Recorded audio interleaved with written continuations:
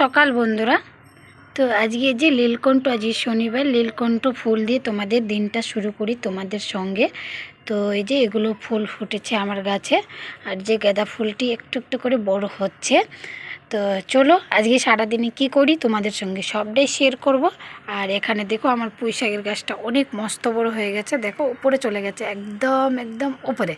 তো একটা করে যাচ্ছে, তো এটি বড় হয়নি। আর এটা হলো বরপটির গাছ, ওই যে লম্বা লম্বা বরপটি হয় না, ওগুলো বরপটির গাছগুলো আছে। আর এখানে আমার ঠাকুর ঘরটা আছে, তো এখনই আমি চান করে উঠলাম, ঠাকুর ঘরে এখনও যাইনি। তো তোমাদের সঙ্গে আগে শেয়ার করি। ভাত রান্না করার জন্য জল হয়ে গেছে, ডেগে ভর্তি করা।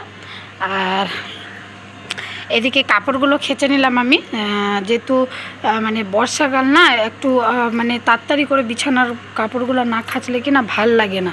তো এখানে এই যে বিছানার চাদরটা ধুয়ে নিলাম, বিছানার এটা কম্বলটা যেটা ছোট ছেলে মেয়ে উড়ে, আর এগুলো ছেলে মেয়ের কাপড়। আর এই যে কালকে বৃষ্টিতে মেয়ে ভিজে গেছিলো, তো ওর সব টাই ব্যাগ মজা ড্রেস সব খেচে দিলাম, যেহেতু আজকে শনিবার স্কুল মানে শুকেনি, এটি ডবল আছে, তো ওটি মানে ওর ছোট পড়ে আছে, মেয়ে বড় হয়ে গেছে তো তাই।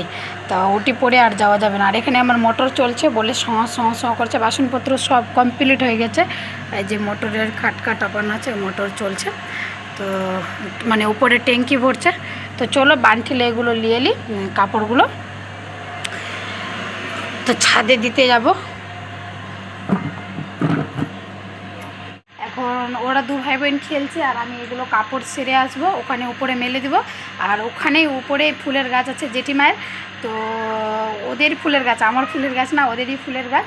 তো ফুলের গাছটা আমার ছাদে ঠাল পড়ছে, তো ওখান থেকে আমি ফুল পেরে নিয়ে আসবো। আর তারপরে আমি ঠাকুর ঘরে ঢুকবো, তারপরে পুজো করব। পুজো করে তারপরে হালকা বিস্কিট দিয়ে মুড়ি খেয়ে নেব, তারপরে যে করবো, রান্না চাপাবো। তো আজকে তো মেয়ে স্কুল যাবে না, তো তাড়াও নাই আমার, যেহেতু স্কুল গেলে কি না রান্না করার তাড়া থাকে। তো আজকে স্কুল যাবে না, মেয়ে যাবে না বলতে কি আমি নিজেই পাঠাবো না, যেহেতু ড্রেসগুলো ওর ভিজে আছে, আর কালকে ধুতেই দিল না।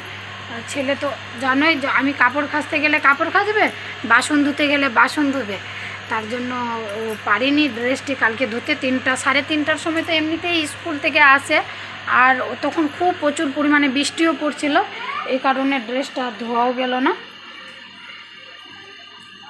তো চলো কাপড়টা মেলা। আমার এই যে ধুবড়ি ফুলের গাছে যে গোলাপি রঙের ফুলটা ফুটেছে, দুটো ফুটেছে, আর এখানে একটা ফুটেছে, দেখো যে এই ফুলের গাছেও একটা ফুল ফুটেছে, কালকে দুটো ফুল ফুটেছিল, এই যে মুরঝে গেছে, একটা নতুন ফুল ফুটেছে।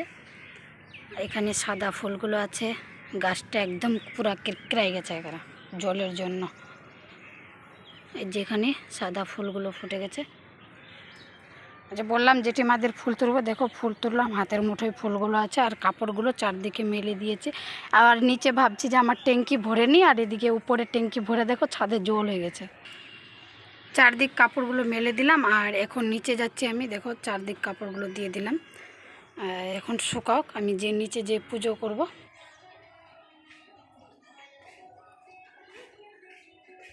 এই যে আলু কেটে নিলাম, দেখো আলুটা কেটে নিলাম এভাবে করে। আলুটা আমি এরকম আলু ভাজা মানে খেতে পছন্দ করি, আর দেখতেও পছন্দ করি। আর এখানে উপরে যে ডাল সিদ্ধ হচ্ছে, আর এখানে ভাত চড়াবো। আর তোমাদেরকে বসে বসে আমি দেখালাম এই কারণে, ছেলে আমার কোলে আছে, এই যে ছেলে, আমার গায়ে কাপড় নাই আমার ছেলের।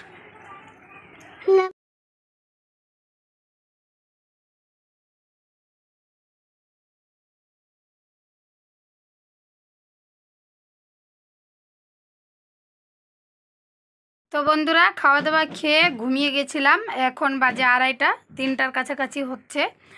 তো এই যে 1 বস্তা চাল আজরালাম, ওই যে ডিব্বার মধ্যে ভরে রাখলাম ওই জারকিনের মধ্যে, আর আরেকটা ভরবো, এটা বস্তা মানে খালি করব চাল।